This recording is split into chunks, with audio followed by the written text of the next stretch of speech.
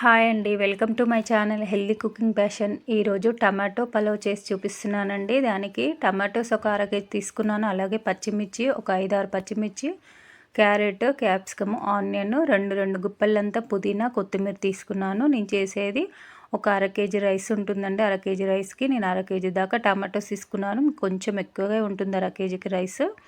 Tomato pulao కాబట్టి tomatoes ఎక్కువగా తీసుకోవాలి. ఇప్పుడు ఒక కుక్కర్ తీసుకొని ఆయిల్ వేసుకుంటున్నాను సరిపడా ఒక అర కేజీ. ఇప్పుడు రైస్కి ఆయిల్ నేను కొబ్బరి వేస్తున్నాను, పచ్చి కొబ్బరిలో ఆయిల్ ఉంటుంది కాబట్టి నేను కొంచెమే వేసుకుంటున్నాను. తర్వాత గీ కూడా వేసుకుంటాం కాబట్టి ఆయిల్ కొంచెం వేసుకోండి. ఇప్పుడు ఆయిల్లో కొంచెం వేడయ్యాక జీలకర్ర వేసుకోవాలండి. ఒక స్పూన్ అంతా జీలకర్ర వేసి జీలకర్ర కొంచెం వేగాక ఆనియన్స్, సన్నగా తరుక్కున్న ఆనియన్స్ 2, అలాగే పచ్చిమిర్చి ఒక 5-6 పచ్చిమిర్చి వేస్తున్నాను. మీరు స్పైసీ తగ్గట్టు వేసుకోండి. నేను గరం మసాలా పౌడర్ వేస్తాను. మీరు పచ్చిమిర్చి స్పైసీని బట్టి మీరు వేసుకోండి. టమాటోలు పులుపు ఉంటాయి కాబట్టి మంచిగా కొంచెం పచ్చిమిర్చి ఎక్కువగానే వేసుకోండి, చాలా బాగుంటుంది, సరిపోతుంది. ఇంకా ఇప్పుడు ఆనియన్స్ కొంచెం వేయించుకోవాలండి. మంచిగా వేగాక మనం ఇప్పుడు మిగతా వెజిటేబుల్స్ అన్నీ వేసేస్తాము. క్యారెట్ ఒక పెద్ద క్యారెట్ తీసుకున్నాను, ఇలా పొడుగ్గా కట్ చేసుకున్నాను. మీరు రౌండ్గానన్నా లేకపోతే చిన్నగానన్నా కట్ చేసుకోవచ్చు. ఇప్పుడు అలాగే క్యాప్సికమ్, బఠానీ వేసేస్తానండి. క్యాప్సికమ్ కూడా ఒక పెద్ద క్యాప్సికమ్ తీసుకున్నాను, ఒక గుప్పెడలా బఠానీ తీసుకున్నాను. నేను బఠానీ స్టోర్ చేసుకుంటానండి సీజన్లో, మంచిగా కోల్చుకొని అవే ఇప్పుడు కొంచెం వాటర్లో వేసి కొంచెం వాష్ చేసి వేస్తున్నాను. చూడండి ఎంత ఫ్రెష్గా ఉన్నాయో. ఇలా స్టోర్ చేసుకుంటే ఎప్పుడైనా రెసిపీస్లోకి మంచిగా యూజ్ అవుతాయి. సీజన్లో దొరికినప్పుడు స్టోర్ చేసి పెట్టుకోవాలి డీప్ ఫ్రిడ్జ్లో మంచిగా వాళ్ళు చేసి. ఇప్పుడు చూడండి మంచిగా ఒకసారి అన్నీ కలిపేసుకోవాలి మంచిగా వెజిటేబుల్స్ అన్నీ. ఈ రైస్ ఇలా ప్లెయిన్గా టమాటోతో చేసుకోవచ్చు, కానీ ఇలా వెజిటేబుల్స్ యాడ్ చేయండి, ఇంకా టేస్ట్ బాగుంటుంది. పిల్లలు ఇలా రైస్లో బాగా తింటారు కదా వెజిటేబుల్స్. పచ్చి కొబ్బరి తీసుకున్నానండి, చిన్న ముక్క, అలాగే ఎండుమిర్చి కొంచెం నానబెట్టుకొని తీసుకున్నాను, ఒక 6 ఎండుమిర్చి తీసుకున్నాను.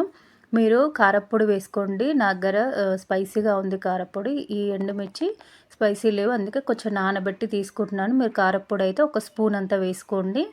ఇంట్లో చప్పగా ఉన్న కారం అయితే ఆల్రెడీ పచ్చిమిర్చి వేసాం కదా, మంచి కలర్ వస్తుందండి రైస్కి. మంచి కారప్పొడి వేసుకుంటే రెడ్ కలర్ది. ఇప్పుడు కొబ్బరి, ఎండుమిర్చి బాగా మిక్సీ పట్టాను, మెత్తగా మిక్సీ పట్టాగా కొంచెం ఒక గుప్పెడంతా కొత్తిమీర, గుప్పెడంతా అలాగే పుదీనా తీసుకొని మిక్సీ పట్టేయండి.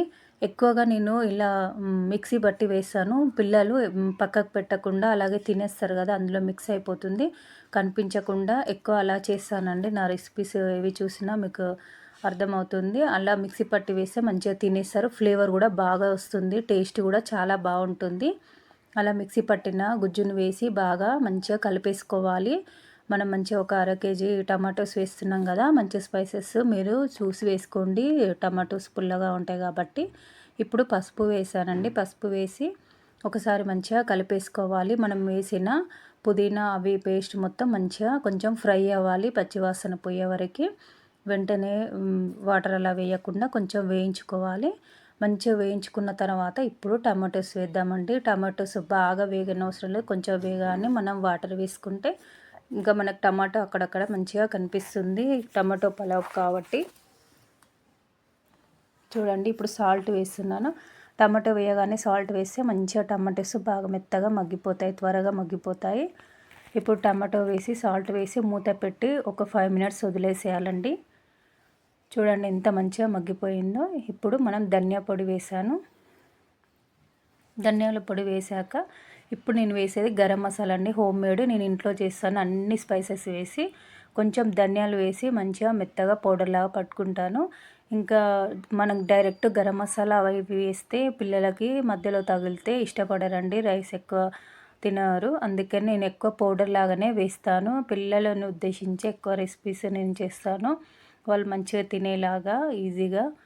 చూడండి మంచిగా వేగిపోయింది, అన్నీ వేగిపోయాయి, వెజిటేబుల్స్ వేసిన పేస్ట్ అంతా మంచిగా వేగాక ఇప్పుడు మనం సరిపడా వాటర్ వేసుకోవాలి. గ్లాసు రైస్కి 1.5 వాటర్ వేసుకోవాలి. మీరు రైస్ని బట్టి వేసుకోండి, మీ రైస్ ఎలా ఉంటుందో దాన్ని బట్టి మీకు తెలిసిపోద్ది కదా. నేను మా ఇంట్లో ఉన్న రైస్ ఇలా 1.5 వేస్తే పొడి పొడిలాడుతూ వస్తుంది, 2 వేసామంటే మెత్తగా అవుతుంది, అందుకే 1.5 వేసాను. ఇప్పుడు ఆల్రెడీ టమాటోస్ వేసినప్పుడు సాల్ట్ వేసాం మనం చూసి, మళ్ళీ ఇంకా ఇప్పుడు వాటర్ వేసాం కదా, దానికి తగినంత వాటర్ తగినంత సాల్ట్ వేసుకోవాలి. వేసుకొని ఒకసారి మంచిగా మరిగించుకోవాలి. బాగా మరిగాక మనం రైస్ కడిగి నానబెట్టుకున్నాం కదా, రైస్ వేద్దాం. ఇప్పుడు ఒక పెద్ద స్పూన్ అంతా గీ వేసాను. మీరు మంచిగా నెయ్యి కొంచెం ఎక్కువనే వేసుకోండి. ఎలాగో నేను ఆయిల్ తక్కువ వేసాను, అందుకే నెయ్యి ఎక్కువ వేసుకొని చాలా టేస్టీగా ఉంటుంది.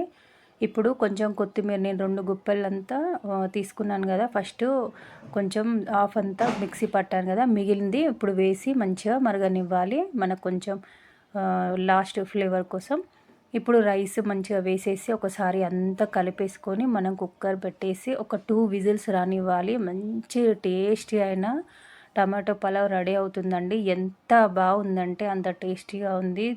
తిన్నా కొద్దీ తినాలనిపిస్తుంది, అంతా బాగుంటుంది. మీరు తప్పకుండా ఈ రెసిపీ ట్రై చేయండి. సూపర్గా వచ్చింది. నేను మంచి టేస్టీగా కుదిరిన రెసిపీస్ చాలా రెసిపీస్ పెట్టాను.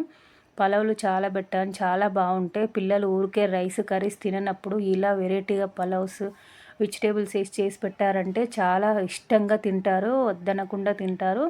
మళ్ళీ హెల్త్ కూడా చాలా మంచిది. కొబ్బరి కూడా నేను బాగా యూజ్ చేస్తాను. పిల్లలకైనా పెద్దలకైనా మంచిది.